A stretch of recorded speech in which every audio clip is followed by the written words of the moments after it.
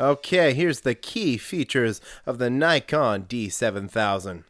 We got a 16.2 megapixel CMOS sensor. That's just a great sensor.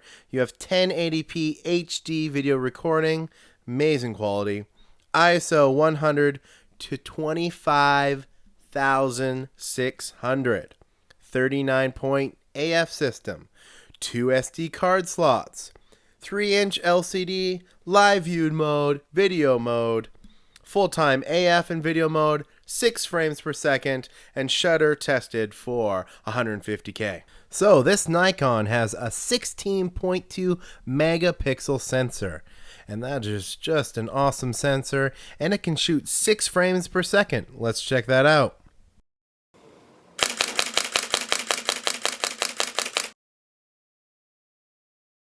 Okay, let's check out the ports on the Nikon D7000.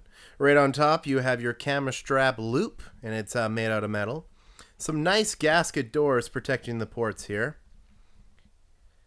And the first port is our AV out. So that's to go out to a TV, your AV out. USB out. Mini HDMI. You will need an adapter to hook it up to a regular HDMI, but that is mini HDMI. And underneath, those are great doors. Seal nice and good. Pop it open. We have a mic input, very important. That mic input is, and a GPS port to hook up the GPS system that Nikon offers.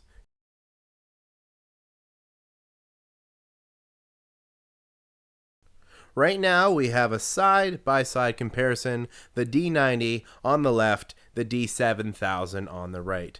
Now at the front of the camera there's not much difference. The D7000 is a little bigger, and the only really difference is the Nikon D7000 has an autofocus button on the manual and automatic switch. Now on the back of the cameras, the Nikon D7000 has an awesome toggle switch for live view mode and a dedicated record button. There also is a new control dial on the top left-hand corner, and also the playback button has been moved right beside the trash can button near the top. What is also important is that the Nikon D7000 is made out of magnesium, so it's a little heavier, a little tougher, and it has weather sealing. Okay, on the left-hand side of the D7000, you have a nice Nikon 50mm there. Right on top is your flash button. So if you hit that button, well, you got to turn the camera on. You hit that button, boom! Flash pops on open. You can nice snap it down there like so. Underneath is your bracketing button for bracketing. It's a very, very handy button. Now underneath, what is new is this autofocus selection button. Now it's in the middle of the automatic focus and manual switch. So you have a toggle for automatic and manual, but the button in the middle is the autofocus selection button. And that's it. So the Nikon D7000 has kind of a new and improved setting control dial. Right there I have it on auto mode. You have P mode, S for shutter release, A for aperture priority, M for full manual, and these new U2 and U1 settings. So you can totally customize it and save it. You have a scene mode, no flash, and back to the auto mode. Okay, underneath that dial you have a new dial, and you have to push this kind of button in to release it. Comes in handy so you don't bump it. So the first one you have is mirror up for those long shots.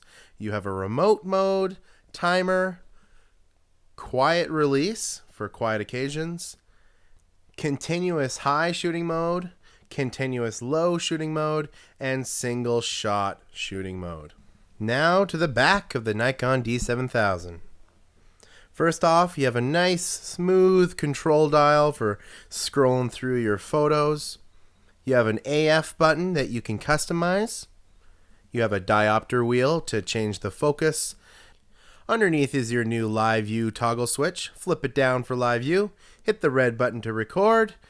Underneath is your D-pad for going through menus, a lock switch, and your info button. Also on the back, you have your trash can for deleting photos, the playback button for viewing photos, the menu, the white balance and lock button, ISO and zoom out, and the quality and zoom in button. And also don't forget that 100% viewfinder.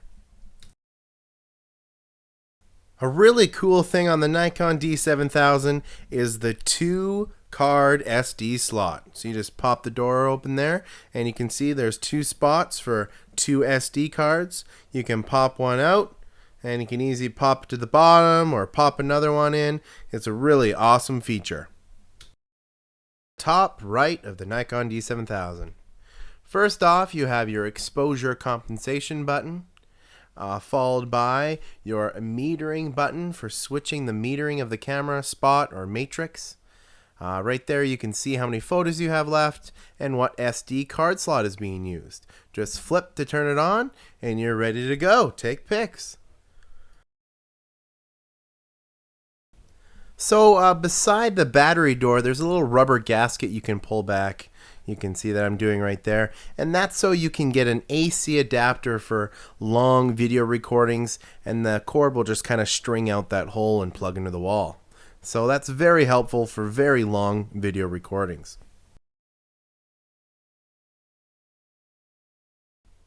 Live view mode. So you just got to turn the camera on, and to get to live view mode you have that new toggle switch. So you just pull it down and now we're in live view mode. To get out of live view, you pull that toggle switch again and you're back out of it. So let's go back in. Now that you're in live view mode, it's so easy to record video. All you got to do is hit that red button in the middle of the toggle switch. You're recording, hit it again, and you're off. That's live view mode. Simple. Now I'm just going to go through the menus and just show you guys a couple of settings in the camera that might interest you. So under the shooting menu, I'm going to be going first, but you can scroll around there. There's the shooting menu. There we go, finally found it.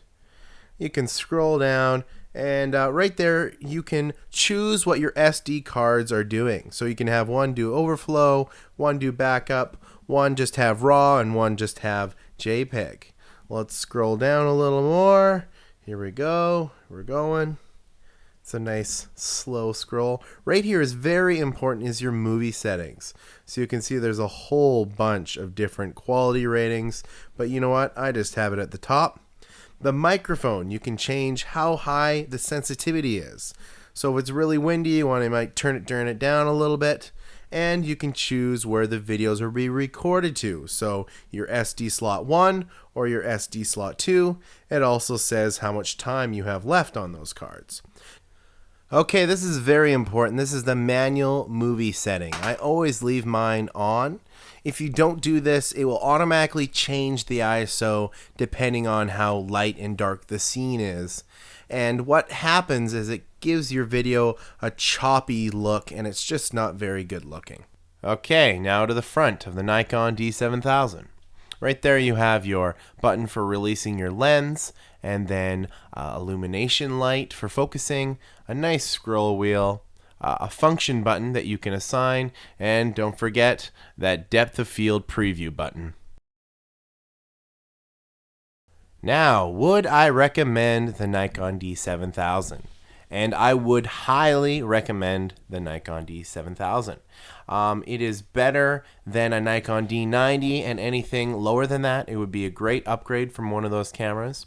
The camera is really well made with that magnesium body and the very amazing weather sealing. I went out and shot it in the snow and I had no problems at all. The picture quality is great. The ISO is really good for a camera of its price range, and the video quality is just excellent. As long as you're super stable and you do not use the autofocus built with the camera is just not very usable. I would skip it and keep things very stable and have things on manual focus, and the video is just amazing when you do it like that. So I would highly recommend the Nikon D7000. Go pick one up here at Clixel, and we'll have one for you. So don't forget to stop by www.clixel.ca. Thank you.